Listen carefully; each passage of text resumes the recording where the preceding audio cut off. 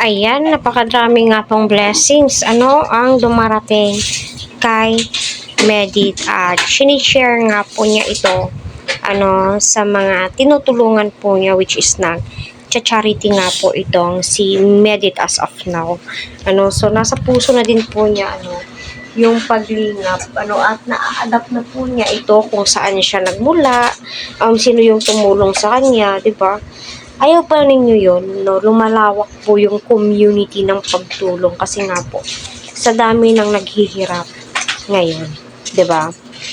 So, ayun, nakapag-focus na nga po itong si Medit sa kanyang mga ginagawa sa buhay, kagaya po ng kanyang paglalay, pagcha-charity,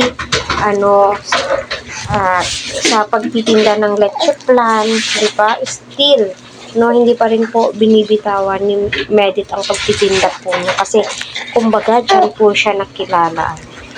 At alam naman po natin lahat na napakasimple po niyang babae, yung tipong marami humahanga sa kanya kasi bukod nga po sa napaka-madiskarte po niya, ika nga po nila hindi po kawalan, kasi nga kung tutusin, kayang-kaya niya na pong tumayo sa sarili po niyang paa.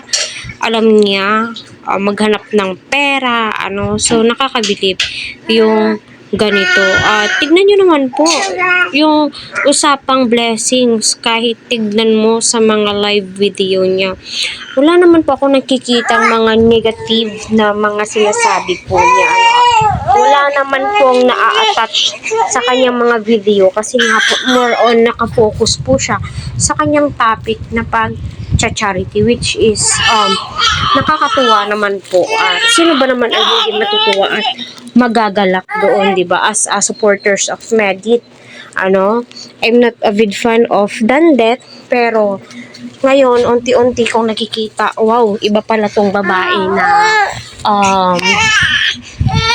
tawag nito, iba madiskarte.